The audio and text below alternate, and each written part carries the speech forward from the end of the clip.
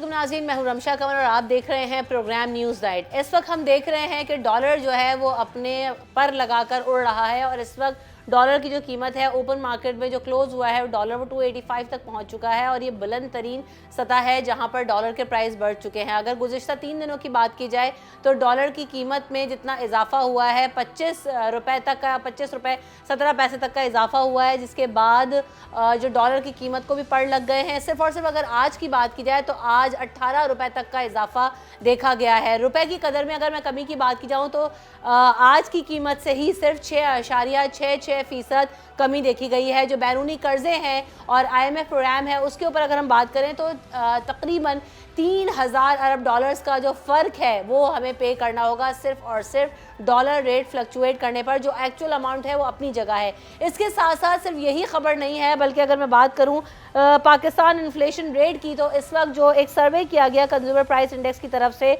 वो गुज़िश्ता जो जितने भी रिकॉर्ड्स हैं वो टूट चुके हैं और जो इस वक्त रेट है वो 31.5% तक जो पहुंच चुका है, यानी जो बेरोज़गारी की शरह है उसमें 31.5% तक इजाफा हो गया है। और ये किस वजह से हुआ है? क्योंकि इस वक्त जो हम देख रहे हैं कि मार्केट के अंदर जो पेट्रोल प्राइस है, गैस प्राइसेस हैं, जो खाने पीने की चीज़ों की प्राइसेस हैं, प्रॉपर्टी के प्राइसेस हैं, ट्रांसपोर्टेशन ग्रुप्स के प्राइसेस हैं, उन सब के अंदर इजाफा देखा जा रहा है और ये जो बुलंद तरीन सतह है उस पर अपना जो रेट है वो पहुंच चुका है। अगर बात की जाए गुज़िश्ता ज़मानों की तो 1965 में और लास्ट टाइम जो इतना रेट हाई था वो 1975 में जो हाईएस्ट जो इन्फ्लेशन रेट पहुंचा है पाकिस्तान में वो 29% तक पहुंचा है और आज 35.1% तक इन्फ्लेशन रेट जा चुका है।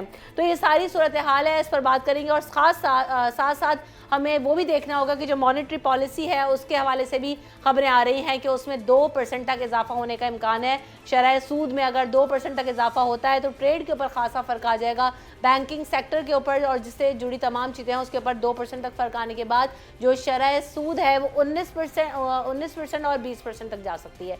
तो इन तमाम चीज़ों पर हम बात करेंगे। मेरे साथ सीनियर वाइस प्रेसिडेंट FPCCI और वज़ीर आज़म के मुशीर बराए टेक्सटाइल और चेयरमैन बेग ग्रो मिर्ज़ा इख्तियार बेग साहब मौजूद हैं। उनको वेलकम करते हैं शो में। वेलकम टू द शो इख्तियार बेग साहब। सबसे पहले डॉलर को क्या हुआ है? एक दिन में 18 रुपए तक का इजाफा, ये तो हम इस वक्त अफोर्ड नहीं कर सकते और ये अगर ऐसे ही चलता रहा तो डॉलर कहाँ पहुँच जाएगा? जो बातें हो रही थी कि 300 तक डॉलर ने जाना है, जो आवाज़ें थी, इसका मतलब वो ठीक है? देखिए, पहली चीज़ तो ये है कि ये बात बिल्कुल सही है कि आज जिस रफ्तार से डॉलर ऊपर गया है वो अनप्रेसिडेंटेड है, लेकिन उसके पीछे वजूहात हैं वो मैं पहले तो आपसे क्विकली शेयर कर लूँ। कल हमने 300 मिलियन डॉलर की कर्ज़ों की अदायगी की है तो हमारे ज़खायर जो ऑलरेडी 3 बिलियन थे उसके अंदर चले गए हैं, तो बैरूनी ज़र बदला के ज़खायर में कमी हुई है कर्ज़ों की अदायगी की वजह से।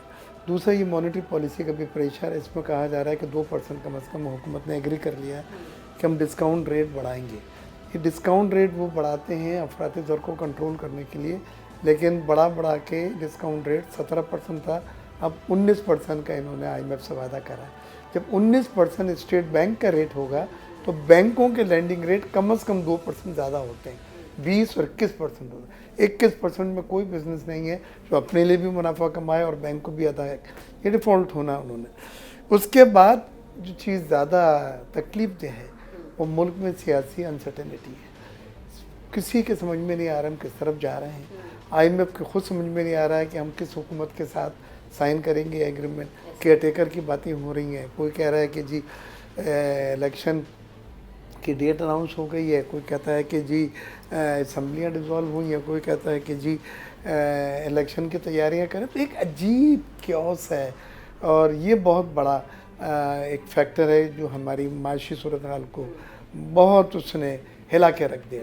अब आइए IMF की जो मेन चीज़ है, IMF इस बार बिल्कुल शुरूट मैनर में हमारे साथ डील कर रही है। अब उन्होंने 300 यूनिट से कम बिजली इस्तेमाल करने वालों को भी बोला जो सब्सिडी निकालो। एक्सपोर्ट के 5 सेक्टर थे जिसमें टेक्सटाइल भी एक है, उसका भी उन्होंने कहा गैस की कीमतों में जो आपने इन्हें रायती दी हुई है वो सब ख़त्म करो, नॉर्मल रेट पे दो। बिजली की कीमतों में सब्सिडी ख़त्म कर दी है और साथ ही साथ उन्होंने IMF ने कहा है कि जी आप अपना 2% डिस्काउंट रेट मज़ीद कम करें। इन सब बातों से जो मुझे नज़र आ रहा है वो ये कि गरीब आदमी की चीखें निकल जाएंगी। आज 35% अफरात ज़र हो गया है। आज इन्फ्लेशन 35% हो गया है और 35% अफरात ज़र में जो सबसे ज़्यादा हिट हुई है वो खाने पीने की अशियाँ हैं। खुर्दनी तेल है, चाय है, दालें हैं, मसाला जात हैं, फर्टिलाइज़र है जो बाहर से आजकल इंपोर्ट कर रहे हैं। ये वो चीज़ें जो हम खुद सेल्फ रिलायंस थे, हम पैदल करते थे, हम एक्सपोर्ट करते थे। आज क्या हो गया ये कि आप ज़रूरी अजनास तक इंपोर्ट कर रहे हैं और उसके लिए डॉलर है नहीं। फिर उन्होंने टेक्सटाइल सनत का पट्टा बैठ गया। एक तो हमारी कॉटन की क्रॉप 12-13 मिलियन बेल हम पैदा करते थे और इस बार 5 मिलियन बेल भी नहीं हुई। अब बाकी अगर हम इंपोर्ट करेंगे तो डॉलर कहाँ है? इंडिया से मंगाते थे, सस्ता था और बागा बॉर्डर से आ जाता था थोड़ा थोड़ा। इंडिया से ट्रेड बंद है तो टेक्सटाइल वालों के लिए समझ में नहीं आ रहा क्या करें। फिर हमारे जो रॉ मटेरियल हम इंपोर्ट करते हैं, डाइज हैं, केमिकल हैं, फिलामेंट यार्न है, पॉलिस्टर यार्न है, इंडस मोटर वालों की, सुजुकी होंडा वालों की जो गाड़ियों के कंपोनेंट्स हैं, स्पेयर पार्ट, वो कुछ नहीं आ रहा है। दवाओं के रॉ मटेरियल, उससे ये तमाम सनतें जो उनकी प्रोडक्शन कैपेसिटी है कोई 40% पे काम कर रही है, कोई 50% बंद है। टेक्सटाइल की सनत में भी यही हाल है, लोगों को फिर निकाला जाता है, बेरोज़गारी बढ़ती है, गुर्बत बढ़ती है। तो ये एक दूसरा चीज़ है। बाहर के ऑर्डर क्यों नहीं मिल रहा है? एक तो ग्लोबल रिसेशन भी है, रशिया और यूक्रेन वॉर की वजह से, और महंगाई बाहर भी है। तो अब लोगों की जीन पहली प्रायोरिटी नहीं रही, तरजीह नहीं रही। अब खाने पीने की अशिया और मेडिसिन, हेल्थ केयर जो है वो पहली और दूसरी तरजीह है। तो उसमें भी हमें ऑर्डर कम मिले। 20% एक्सपोर्ट कम हुई है टेक्सटाइल की, 10% रेमिटेंसेस कम हो गई। रेमिटेंसेस इसलिए कम हुई है कि ऑफिशियल एंड अनऑफिशियल के रेट में 30 रुपये का फ़र्क हो गया। या गरीब आदमी $1 पे 30 रुपये उससे मिल रहा है तो वो अनऑफिशियल तरीके से पैसे भेजेगा, उससे रेमिटेंसेस। हम पहले भी डिस्कस कर चुके हैं अख्तियार बेग साहब कि इसको रोका जाए। जो अनऑफिशियल ट्रेडिंग है अफगानिस्तान के थ्रू भी जो हो रही है, ईरान के थ्रू भी होती है, और अगर हमने इस डॉलर के ट्रेड को ना रोका तो और ज़्यादा बहरानी कैफियत हो जाएगी। हम 1-1.5 माह पहले इस चीज़ को डिस्कस कर चुके हैं और आपने कहा भी था कि वे आउट निकालना जा रहा है और इन चीज़ों पर बात होगी, लेकिन क्या हुआ उसके ऊपर हमें कोई एक्शन नज़र नहीं आ रहा, ना होता हुआ कोई। आपकी मेमोरी बड़ी शार्प है, याद है आपको, मैंने बिल्कुल कहा था और उस पर यह था कि हम बार्टर एग्रीमेंट कर लें ईरान के साथ। बार्टर ये होता है कि हम क्या दे रहे हैं क्या ले रहे हैं उसी में एडजस्ट हो जाता, कीमत डॉलर नहीं देने पड़ते। और ईरान ने बार्टर एग्रीमेंट इंडिया के साथ करा हुआ और हमारे बार्टर एग्रीमेंट ना होने की वजह से पूरा बासमती राइस हमारा इंडिया ने एक्सपोर्ट करा ईरान को। तो बार्टर एग्रीमेंट अगर हम साइन जबकि हम ईरानी प्रोडक्ट्स जो है इतनी बड़ी तादाद में लेकर आ रहे हैं मुल्क में, हम गैस और डीजल और पेट्रोल उसके बदले में, राइस की और दूसरी चीज़ों के बदले में, डेनिम फैब्रिक के बदले में ले सकते हैं। लेकिन बार्टर एग्रीमेंट ना होने की वजह से हमारे पास मोड ऑफ पेमेंट जो है यानी अदायगी का तरीक़ाकार नहीं बन पा रहा है। उसके बाद आपको एक चीज़ ये भी सुन के शुरू होगी, ताज्जुब होगा कि हमारे अखराजात जिस रफ्तार से बढ़े हैं, IMF ने पहली बार MD ने कहा है, खुद वो लेडी हैं, उसने कहा है कि पाकिस्तान को चाहिए कि अपने अशरफिया के अखराजात जो उसने कहा $17 बिलियन साल के हैं, जिसमें गाड़ियां हैं, ड्राइवर हैं, पेट्रोल है, फ्री बिजली है, फ्री पेट्रोल है, बाहर ट्रैवलिंग है, बाहर मेडिकल है, ये आप ख़त्म करें या कम करें। और सब्सिडी अगर देनी है तो टारगेटेड दें पुअर ऑफ द पुअर को। टारगेटेड सब्सिडी क्या होती है? टारगेटेड के मायने ये होते हैं कि वो आदमी जो अफोर्ड नहीं कर सकता। हमारे यहाँ क्या है, पेट्रोल स्टेशन पे अगर कम हुआ पेट्रोल 30 रुपये तो वो सबके लिए कम हुआ, मर्सिडीज़ वाले के लिए भी कम हुआ, BMW वाले के लिए भी कम हुआ, रिक्शा के लिए भी कम हुआ, मोटरसाइकिल के लिए भी कम हुआ। हालांकि होना चाहिए था मोटरसाइकिल के लिए, रिक्शा और टैक्सी के लिए। तो ये एक बड़ा हमारे यहाँ रॉन्ग अप्रोच है कि हम टारगेटेड सब्सिडी हमने नहीं की, अक्रॉस द बोर्ड सब्सिडी दे। हुकूमत की तरफ से मेजर्स लेने के लिए कहा गया है। गुज़िश्ता दिनों बात हुई इस हवाले से कि हम सारी मराहत वापस करें।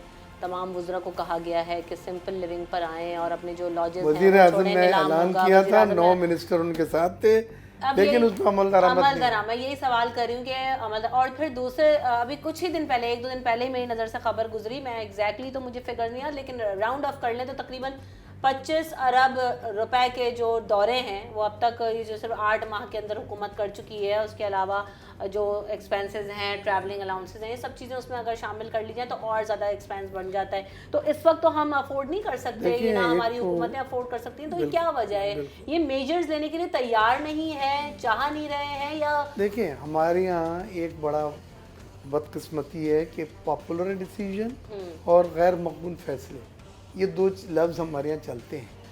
तो फैसला जब कर रहे होते हैं तो वहाँ काबीना बैठ के देती है कि ये पॉपुलर डिसीजन है या गैर मकबूल फैसला है। और गैर मकबूल है तो इससे तो वोट बैंक हमारा मुतासिर हो। हालांकि मुल्क की माशत को सुधारने के लिए, मुल्क को सुधारने के लिए आपने मेरिट पे फैसले करने होंगे, जिसके लिए विल चाहिए एंड डिटर्मिनेशन चाहिए। अगर हुकूमत में ये आ गया कि ये फैसले अगर मकबूल फैसले हैं तो हमें वोट बैंक मुतासिर होगा, तो फिर फैसले अमल दरामद होते तो फिर इमरान खान साहब के साथ क्या यही हुआ? क्योंकि वो भी यही कहते थे कि हमें मुश्किल हालात हैं, मुश्किल फैसले लेने हैं, मईशत का बहुत बुरा हाल है, IMF की तरफ जाना होगा, तो वो गैर मकबूल फैसलों का नतीजा तो यानी वो भुगत रहे हैं, इसका मतलब फिर। और इस हुकूमत को कम अज़ कम एक क्रेडिट ज़रूर दूंगा। मैं ये समझ रहा था कि IMF के जो इतनी सख्त शराइत हैं ये हाथ हटा देंगे, लेकिन ये अभी कल तक IMF के तमाम शराइत इन्होंने मानी है। और उसमें ये जो महंगाई 35% हुई उसकी सबसे बड़ी वजह है, और गरीब जो बिल बिलात हुआ है उसकी वजह है। और यकीनन इस गवर्नमेंट को जो है वो लोग बुरा भला कह रहे हैं, महंगाई की वजह से बिल बिला उठ रहे हैं। अब तो सफ़ेद पोश बर्दाश्त नहीं कर सकते। ना माने तो पाकिस्तान डिफॉल्ट की तरफ जाने की बातें हो रही थी और कोई वे आउट भी नहीं था।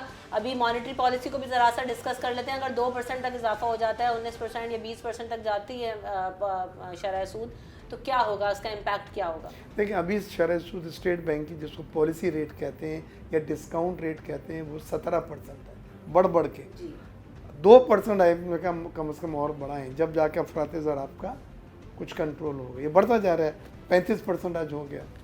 और मैं अभी से आपको कह देता हूँ कि ये पॉलिसी रेट बढ़ाने से अफरात ज़र नहीं कंट्रोल होगा।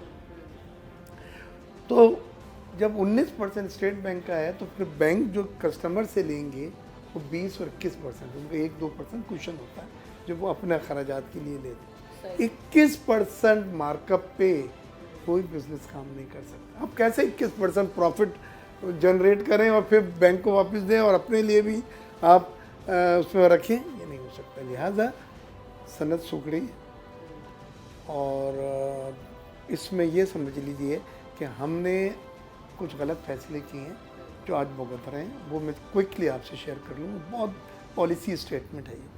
हमने ज़राअत के शोबे को नज़रअंदाज किया।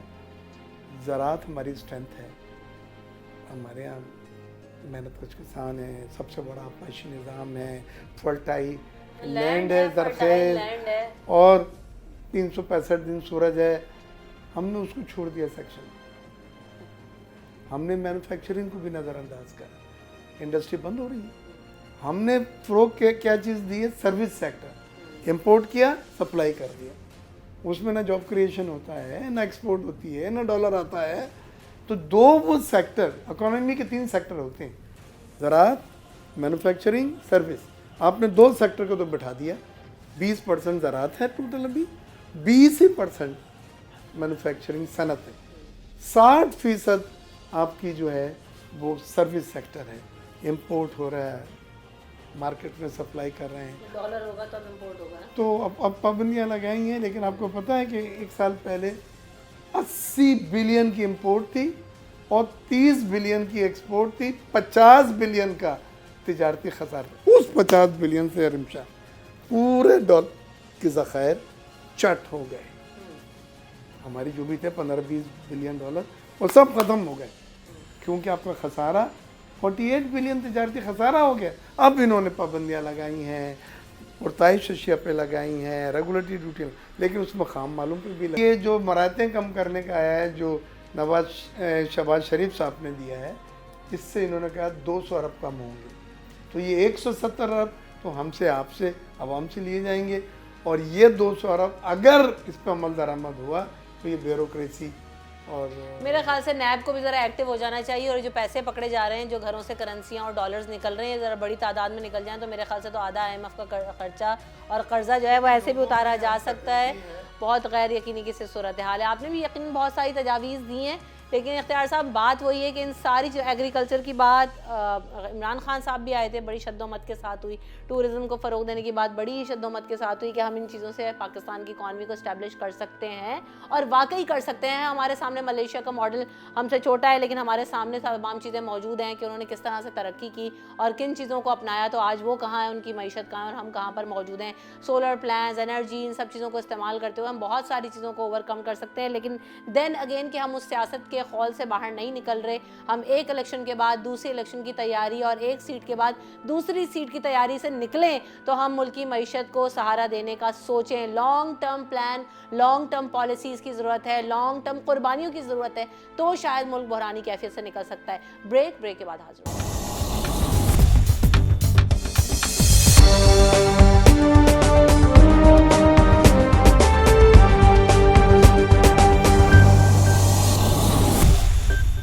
इन द शो तो हम बात कर रहे हैं, इस वक्त जो अहम तरीन खबर आज नज़र आ रही है वो ये कि एक दिन में जो डॉलर है वो 18 रुपये और 98 पैसे तक महंगा हो गया है और इस वक्त जो डॉलर का करंट रेट है वो 285.09 पर पहुंच चुका है, जो कि डॉलर इस वक्त बुलंद तरीन सतह पर पहुंच गया है। रुपए की कदर की अगर बात की जाए तो एक ही दिन में रुपए की कदर में 6.66% रिकॉर्ड कमी देखी गई है और 3 कारोबारी रोज़ में अगर बात की जाए तो डॉलर अब तक 25 रुपये 17 पैसे तक महंगा हो चुका है। डॉलर महंगा होने का इम्पैक्ट यकीनी तौर पर सभी चीज़ों पर आता है और इस वक्त हम देख रहे हैं पेट्रोल प्राइसेस हों, गैस की प्राइसेस हों, बिजली के प्राइसेस हों, सभी चीज़ों के ऊपर उसका इम्पैक्ट आता है और साथ साथ डॉलर महंगा होने से जो बैरूनी कर्जे हैं उनके ऊपर एक बोझ आता है और इस वक्त जो डॉलर की कदर में इजाफा हुआ है उसकी वजह से 3000 अरब रुपए का जो बैरूनी कर्जे हैं उस पर बोझ बढ़ गया है। जो आपने अदायगी करनी है वो तो अलग है, उसके अलावा जो डॉलर बढ़ने की वजह से जो डिफरेंस आ रहा है उसमें ही 3000 अरब रुपए का बोझ अब पाकिस्तान की इकॉनमी और पाकिस्तान के अवाम के ऊपर पड़ने जा रहा है। और IMF प्रोग्राम बहाली की अगर बात की जाए तो उसमें जो ताख़ीर हो रही है उसकी वजह से भी प्रेशर बढ़ रहा है, रुपए की कीमत में कमी देखी जा रही है। इसी हवाले से बात करेंगे, मेरे साथ मलिक बोस्तान साहब मौजूद हैं जो कि चेयरमैन एक्सचेंज कंपनी एसोसिएशन है। Welcome to the show Malik Bostan साहब। बड़ी ही गैर यकीनी की सी सूरत हाल है इस वक्त, हम देख रहे हैं कि एक तो डॉलर आज क्या वजह है, सबसे पहला तो बुनियादी सवाल यही कि इतना इजाफा देखा गया कि 17 रुपये 25 रुपये पैसे जो है वो महंगा हो गया और रिकॉर्ड बन चुका है इस वक्त, क्या वजह है? इसकी बुनियादी वजह तो IMF है, क्योंकि IMF ने पाकिस्तान को लकीरें निकलानी शुरू कर दी जब से ये प्रोग्राम शुरू हुआ है और रोज़ उनका एक नया मुतालबा सामने आया और सबसे बड़ा मुतालबा जो आज मीडिया में आया जिसकी वजह से ये पैनिक फैला कल से कि ये हालांकि हुकूमत को चाहिए था कि इसकी तस्दीद करते या तस्लीम कर लेते कि IMF ने हुकूमत से ये मुतालबा रखा है कि आप डॉलर का रेट अफगान ट्रेड के मुताबिक करें। तो ये तो मतलब इम्पॉसिबल है। पाकिस्तान अगर अफगानिस्तान को फॉलो करेगा तो पाकिस्तान तो कहीं कहीं नहीं रहेगा। मतलब वो तो वही, हम तो डूबे हैं सनम, तुम्हें भी ले डूबेंगे, तो इसका तो मतलब ये हुआ पाकिस्तान वो तो डूबे हुए हमें भी डुबाना चाहते हैं और उनका एक पास तो डॉलर है ही नहीं, उनकी तो मजबूरी है, उनके तो अकाउंट फ्रीज है, इकनॉमिक सेक्शन लगी हुई है, कहीं सफारती तलकात नहीं है। वो तो डॉलर की ज़रूरत पूरी करने के लिए 20 से 30 रुपये हमेशा ही रेट ऊपर रखते हैं। जो भी हम रेट करेंगे, अगर हम 300 करेंगे तो उन्होंने 320 कर देना है, अगर हमने 400 करना है तो उन्होंने 420 कर देना है। तो इस दौड़ में तो पाकिस्तान अपने आप को तबाह कर लेगा और पाकिस्तान के पास रुपये भी नहीं बचेंगे कि कर्ज की अदायगियाँ कर सके। तो ये मैं समझता हूँ हुकूमत को इस खबर के ऊपर वाज़ह अपना मौक़िफ़ तस्लीम करना चाहिए। मैं भी कोशिश करूँगा IMF से बात करके इसको जो है चीज़ को जो है क्लियर किया जाए और ये अगर मुतालबा है तो बहुत ही गैर मुनासिब मुतालबा है, ये बड़ी पैनिक की वजह इसकी वजह से। और दूसरी वजह ये बनी है कि आज का जो सीज़न शुरू होने वाला है, उम्रा सीज़न शुरू हो चुका है और हुकूमत ने कहा है कि हम 2 अरब डॉलर देने के काबिल नहीं है इंटर बैंक से और हम उन हाजियों को तरजीह देंगे जो कि अपने स्पॉन्सरशिप या अपने सेल्फ अरेंजमेंट करेंगे फॉरेन एक्सचेंज का।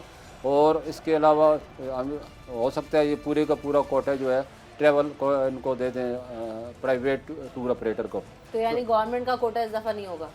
मतलब ये तजवीज़ है, लेकिन ख़तरा यही है कि अगर फ़र्ज़ किया हमें IMF से लोन नहीं अवेल होता है या दोस्त ममालिक से, फिर तो डॉलर बचते ही नहीं है ना। आपको कर्जे 6 अरब डॉलर देने आपने जून तक, वो नहीं पूरे हो रहे थे, ये कहाँ से देंगे? तो ये फिर प्राइवेट सेक्टर में चला जाएगा और इसी वजह से हाजी जो है अपने आप को सेव करने के लिए जल्द से जल्द डॉलर खरीदने की कोशिश कर रहे हैं। और इसके तीसरी वजह ये बनी है कि जो 7000 कंटेनर एयरपोर्ट पे पिछले 6 महीने से रुके पड़े थे, उसमें से 2000 तक 5000 अभी भी वहाँ पड़े हैं, उनका $100 पर कंटेनर जो है डैमरेज डेली ड्यू हो रहा है वो अलग देना पड़ता है, फ्रेट चार्जेस अलग बैलेंस पड़े हैं। तो हुकूमत ने इम्पोर्टरों को ये कहा है कि आप अपने सोर्स से अपने फॉरेन एक्सचेंज अरेंज करके आप अपनी जो गुड्स हैं वो क्लियर करें, तो वो भी मार्केट से ख़रीदने आ रहे हैं। और IMF का प्रोग्राम भी डिले हो रहा है, और IMF ने ये भी गारंटी मांग ली है कि दोस्त ममालिक आपकी गारंटी देंगे तो हम आपको लोन देंगे। चाइना ने तो दे दिया, लेकिन बाकी दोस्त ममालिक कह रहे हैं कि हम IMF जो क्लियर करेगा तो फिर हम देंगे। तो तो बिजनेस ये कम्युनिटी तो एक अरसे से जो है ना वो इस हवाले से शोर करती रही है कि आप हमें जो है वो डॉलर जो जिस भी रेट पर मिल रहा है ओपन मार्केट में हमें ओपन करें और हमें डॉलर खरीदने दें, क्योंकि हमारी जो LCs हैं उसकी वजह से हमें जो डैमेज डिटेंशन है वो भी बढ़ता जा रहा है। अब तो और ज़्यादा प्राइस पिछले 1.5-2 माह में और ज़्यादा बढ़ गए होंगे। तो आप समझते हैं कि इस वक्त ये हल निकल सकता है इसका, और ये अब दोबारा डॉलर उनके लिए ख़रीदना इतना आसान होगा? हमने कई दफ़ा तो वेव कराने की बातें होती रही कि अब वेव करें और सामान रिलीज़ करें, एक्सपोर्ट करने के लिए भी चाहिए। इस सिलसिले में मेरी इम्पोर्टरों से और उनकी एसोसिएशन से बात, फिर मैंने गवर्नमेंट को भी हमने ये सजेशन दी कि जो $1 लाख तक LC हैं वो हमें अलाउ कर दें ताकि हम उनको पेमेंट करें, हम पेमेंट करने के काबिल दे सकते हैं। लेकिन अभी तक उन्होंने कोई फैसले ही नहीं किया, और उन्होंने ये कहा गया कि आप अपने तौर पे करें, यानी कि और जो या फिर पेमेंट को डेफर करें 6 महीने के लिए। तो वो जब बैंक इम्पोर्टर ने बैंकों से ये बात की कि हमें डेफर पेमेंट कर दें, 6 महीने के बाद हम आपको डॉलर का जो भी रेट होगा दे देंगे, लेकिन वो उन्होंने 140% महंगा मांग लिया। तो वो इम्पॉसिबल है। वो कहते हैं हमारा तो फिर इस तरह किसी तरह भी 140% इनको दें, कल 140% बढ़ जाए, फिर हम कहाँ से इतना बड़ा लॉस बर्दाश्त करेंगे। तो वो अब उनकी कोशिश यही है जहीं से भी डॉलर मिलते हैं लेके अपनी लायबिलिटी को ख़त्म किया जाए। तो ये 3-4 वजह जो बनी है, ये जो डिमांड जब तक रहेगी डॉलर का रेट रहेगा, तो इसमें मैं समझता हूँ हुकूमत को, आवाम को, और ख़ास तौर पर इलीट क्लास, जो कि मैं समझता हूँ आपने भी सोशल मीडिया में सराजुल हक साहब जो जमात इस्लामी के अमीर हैं, उन्होंने पिछले दिनों ये 18 उन बंदों के नाम मीडिया पे बताए हैं, उनके अकाउंट नंबर बताए हैं, उनके अकाउंटों में डॉलर 18 बंदों के 18 अरब डॉलर पड़े हैं। उसमें हमारे साबका वज़ीर-ए-आज़म भी हैं, हमारे मौजूदा हुकूमत के हुक्मरान भी हैं, साबका चीफ भी हैं, ब्यूरोक्रेट भी हैं, बिजनेसमैन भी हैं। तो मैं उनसे रिक्वेस्ट करूंगा, आपने इसी मुल्क से इतने अरबों डॉलर कमाए हैं, तो खुदा के लिए 5 अरब डॉलर ही वापस ले आएँ तो पाकिस्तान इस क्राइसिस से निकल आएगा। और मैं ये आपको बताता चलूँ, पिछले 30 साल में पाकिस्तान का कर्जा 125 अरब डॉलर है, जबकि 180 अरब डॉलर पाकिस्तानी बैंकों से गैर मुल्की बैंकों में गया रिकॉर्ड है। ये पूरा डेटा हमने गवर्नमेंट को दिया था। उनसे रिक्वेस्ट की जाएगा कम 10 अरब डॉलर खुदा के लिए ले आओ, इसी पाकिस्तान को इस वक्त हेल्प की जरूरत है। नहीं आ रही हैं मुल्क में, उसकी वजह से भी एक बहरानी चीज़ ये रेमिटेंस और ये इकोनॉमिक सिचुएशन जब तक बेहतर नहीं होगी, डॉलर की सूरत हाल बेहतर नहीं होगी, तो कौन रेमिटेंस भेजना चाहे? देखो, रेमिटेंस ना आने की वजह भी हमारी अपनी पॉलिसी है, क्योंकि मैंने हुकूमत को कहा है कि आप अफगान ट्रांजिट जो है इसके ऊपर पॉलिसी को रिव्यू के अफगान हुकूमत को एतमाद में लें, क्योंकि जब से हुकूमत ने मेड इन पाकिस्तान चीज़ें और लग्जरी आइटम पे 400-600% ड्यूटी बढ़ाई है, तो उनकी एलसियाँ बैन की हैं, तो वो उन्होंने ये अफगान ट्रांजिट वाला रास्ता अपना लिया है, और वहाँ की उनकी ड्यूटी फ्री है, और वहाँ से हवाले से वो ऑपरेटर से वर्कर रेमिटेंस ख़रीद लेते हैं 30 रुपये महंगी, और 2 अरब डॉलर हर साल हमारे अफगान ट्रांजिट के नाम पे वाले चले जाते हैं, फिर वहाँ से स्मगल होकर चीज़ें वहाँ से पैसे वापस आकर। आपने जिक्र की, स्मगलिंग की जिक्र की, तो डॉलर बड़ी तादाद में जो है वो ईरान के रूट से, अफगानिस्तान के रूट से स्मगल हो रहे हैं, और उस अगर चेन को ना रोका गया तो ये तो बहरानी सूरत हाल पैदा ही रहेगी और नहीं होगा। हवाला हुंडी का भी हम बार बार जिक्र करते हैं। तो इन सारी चीज़ों को रोकने के लिए क्यों नहीं इकदाम किए जाते? क्योंकि अगर हुकूमत स्ट्रिक्टली इन पर इकदाम करे तो काफ़ी ज़्यादा मुल्क में से डॉलर रोके जा सकते हैं, जो कि गैर कानूनी तरीके से जो है वो एक से दूसरे मुल्क जा रहे हैं और ट्रेड हो रहा है। देखो, इन दोनों मुल्कों पे इकनॉमिक सेक्शन लगी हुई है, इनका LC तो हम खोल नहीं सकते, और हमने बार्टर ट्रेड कर सकते हैं सिर्फ। लेकिन मैंने हुकूमत को तजवीज़ भी दी है, स्टाफ डार से मीटिंग भी की थी, लेटर भी उन्हें लिख दिया था कि आप अमेरिका को और दोस्त ममालों को एतमाद में लेके दोनों ममालों के साथ हमें कहें कि हमें LC लोकल करेंसी में LC खोलने की इजाज़त दें, ताकि हम इस क्राइसिस से निकल सकें। डॉलर ट्रेड की बजाय हम लोकल करेंसी में ट्रेड करें, तो पाकिस्तान के लिए फिर इतना बड़ा मुश्किल ये अरेंज ना कर सके।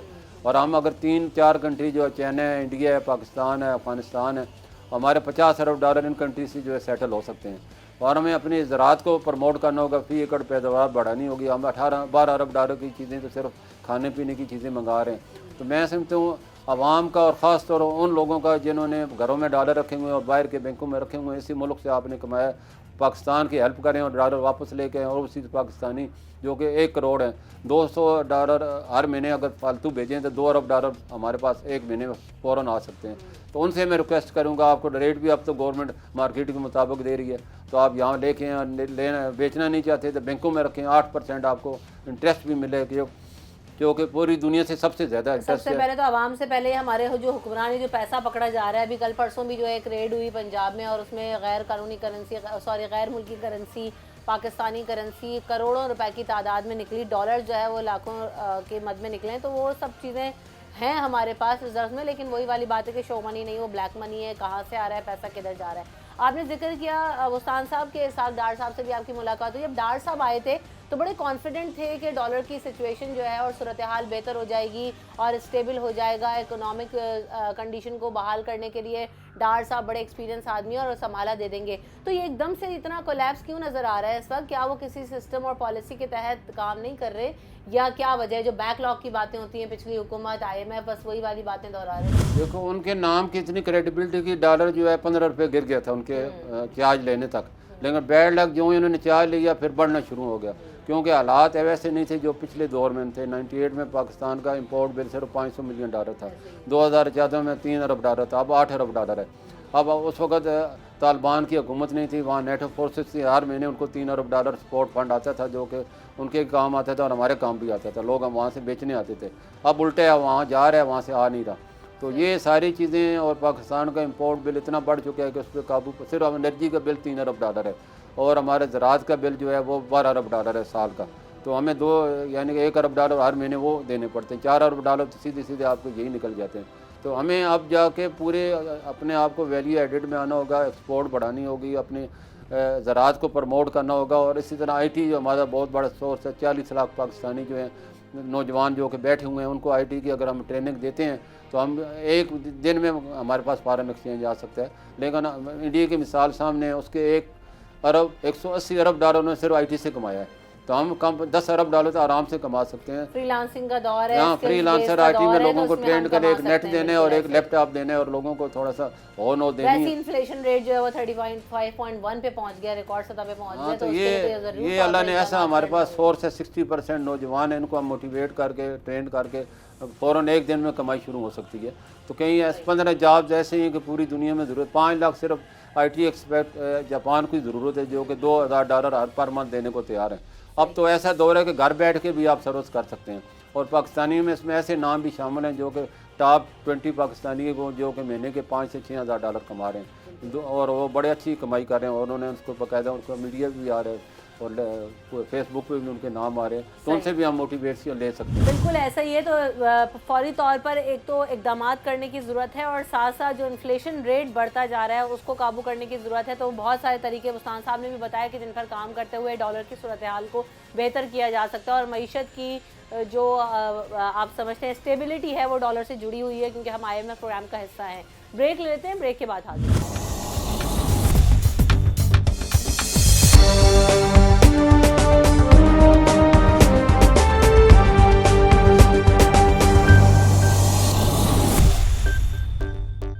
Welcome back in the show. तो हमने आपको दिखाया कि जो बिज़नेस कम्युनिटी है, ताजर बरादरी है, उसका क्या राय है, क्या मौक़िफ़ है कि इन्फ्लेशन रेट में इजाफा हो रहा है, 35.1 तक पहुंच गया है और बेरोज़गारी में इजाफा होने और महंगाई में इजाफा होने, डॉलर की कीमत बढ़ने से आम आदमी कितना मुतासर होता है, कितना परेशान है। आए ज़रा चलकर उनसे पूछते हैं और क्या इसमें कोई कमी का इम्कान भी है और किस तरह से लोग इस महंगाई का गुजारा कर रहे हैं और मुकाबला कर रहे हैं। आइए ज़रा जानते हैं। डॉलर मुस्तकिल बढ़ रहा है, महंगाई बढ़ती जा रही है, आम आदमी किस तरह से अपना जो है वो बजट मैनेज कर रहा है और कितनी दुश्वारी हो रही है इस बढ़ती हुई महंगाई में?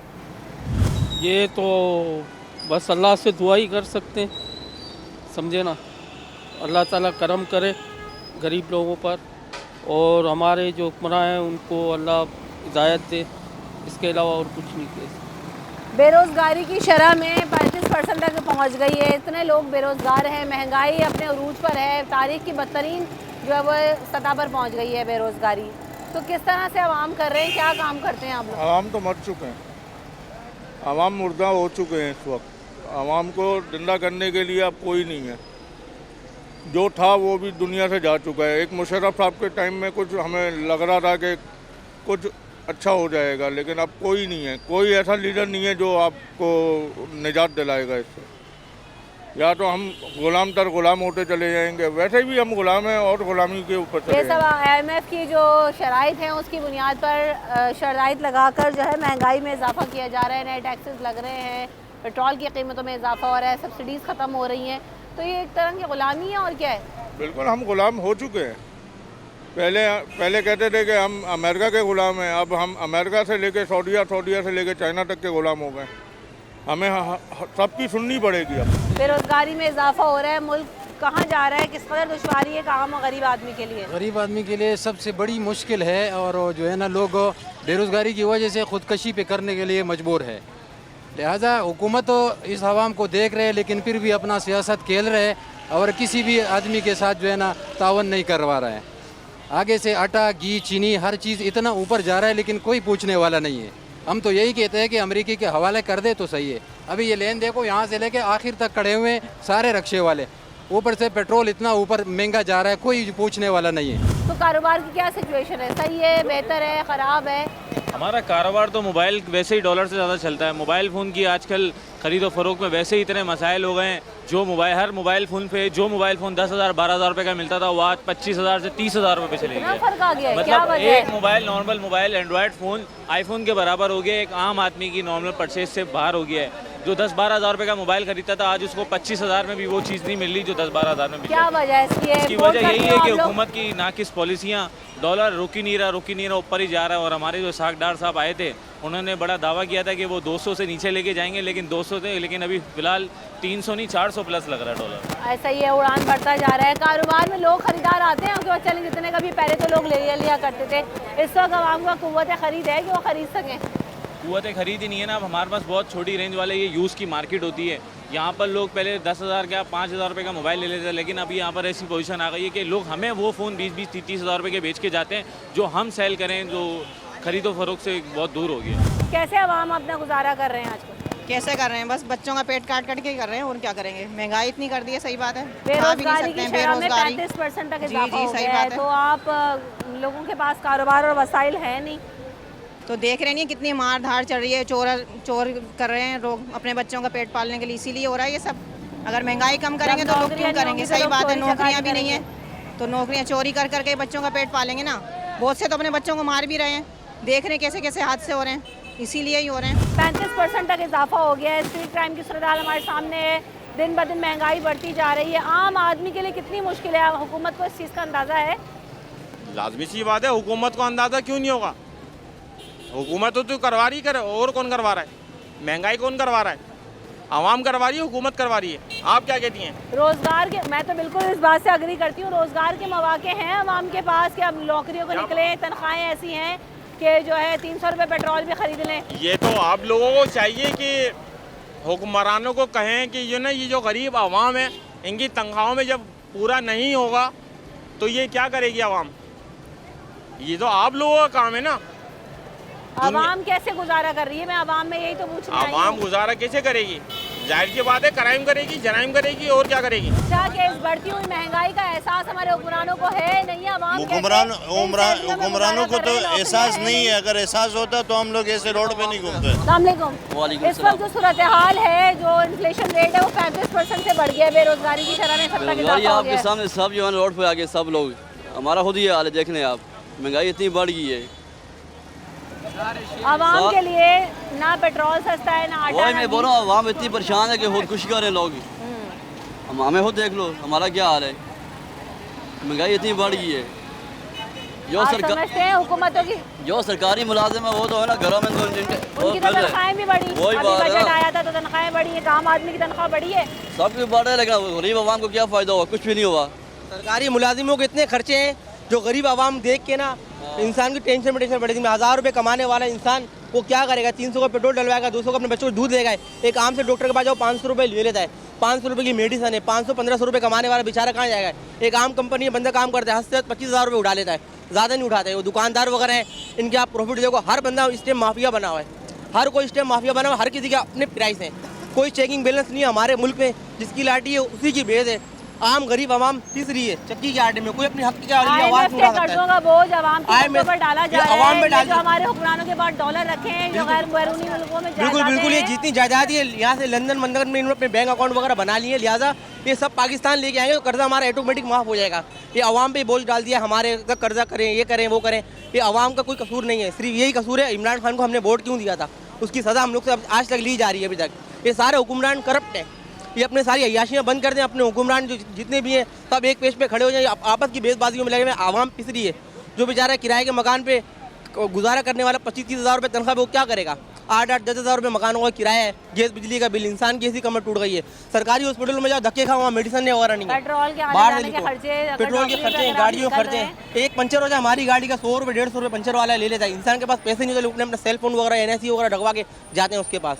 ये तो हमारे मुल्क का हालात हुए हैं। जगह जगह गलियों के निज़ाम देखें, जगह जगह सेवरेज का पानी खड़ा हुआ है। आप पार्किंग का निज़ाम देख लें, कोई पर्ची इधर नहीं देता, 30 रुपये पार्किंग के लेते हैं, कोई पूछने वाला नहीं है। पुलिस भी इनकी सरपरस्ती में, ट्रैफिक पुलिस वाले भी इनकी सरपरस्ती में, और रेंजर्स भी कोई एक्शन नहीं लेती इन लोगों का। डबल पार्किंग चल रही, ट्रैफिक जाम हो रही, कोई एहसास नहीं है आवाम का। आवाम आज से जो से महरूम है, बस टैक्स की मद में पैसे कटते जा रहे हैं। बिल्कुल बिल्कुल बिल्कुल बिल्कुल, हर चीज़ पर टैक्स लागू हो गया है। जो गोल्ड 30 रुपये की, जो 15 रुपये की, 10 रुपये की आती है, आज गोल्ड 30 रुपये की, कोई पूछने वाला नहीं है।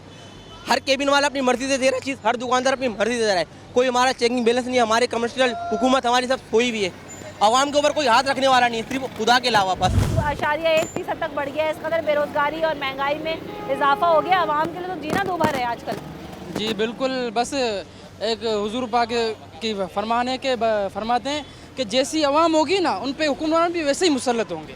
ये हमारी अपनी जो है ना नाइलियत है, हम वोट ऐसे बंदों को देते हैं, ऐसे बंदों को खुद पे मुसल्लत करते हैं। जो ताज़ा तरीन हुकूमत है, इसको वोट दे के लाए हो आप? नहीं, वोट ऐसे ही समझो। नहीं, अगर वोट नहीं दिया, हमारा काम बनता है रोड पे निकलें, हमारा काम बनता है रोड पे निकलें। हाँ, ये बात आपकी दुरुस्त अभी है। कोई ऐसा बंदा है जो इस महंगाई के खिलाफ बोले कि आ जाओ भाई रोड पे निकलो, कौन बोलता है? सब चुप हैं, खामोश हैं। हाँ जी, बोलिए क्या कह रहे हैं? मैं ये बोल रहा हूँ, उन्होंने महंगाई इतनी कर ली कि किसी को रोड पे आने के लिए मोहलत ही नहीं मिल रही है। इन्होंने इतनी महंगाई कर दी है। आवाम कहते हैं कि हम रोजी रोटी कमाने के लिए दिन निकालें या सड़कों पे बैठ जाएं? सड़कों पे बैठने के लिए इन्होंने इससे सारे चोर डाकू सारे के सारे हमारे ऊपर मसलक हो गए हैं। चाहे PTM हो, चाहे PTI हो, जो भी हैं, जो भी आती है हुकूमत सिर्फ अपना सोचती है, अपना खाने के लिए सोचती है। अपने हुक्मरानों की अय्याशियाँ इनको नहीं नजर आती हैं। एक मिनिस्टर जाता है तो 25-25 गाड़ियों की प्रोटोकॉल में जाता है, जिसमें 100 से ज़्यादा बंदे बैठे होते हैं, वो इनको नजर नहीं आती है। इनके दौरे खत्म नहीं होते। इनके दौरे खत्म नहीं होते हैं, इनको कोई चीज़ नज़र नहीं आती। इनको सिर्फ ये नज़र आता है कि आवाम पे टैक्स किस तरह से डाला जाए, आवाम को किस तरह से जलील और ख्वार किया जाए। बाकी अपनी अय्याशियाँ इनको नज़र नहीं आती है, अपने हुक्मरान को घूमने के अखराजात नज़र नहीं आते हैं।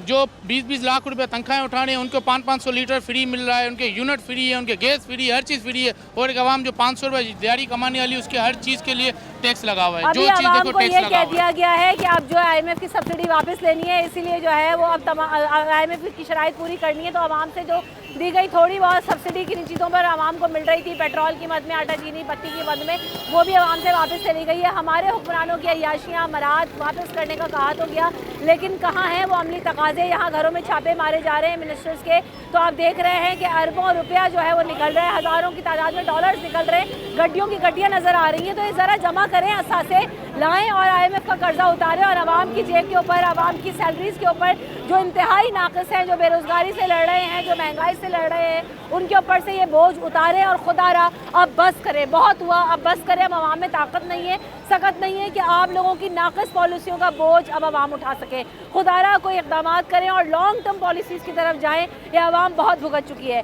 रमशा कंवर और न्यूज़ नाइट की टीम को दीजिए इजाज़त, अपना ख्याल रखिएगा, अल्लाह निगहबान।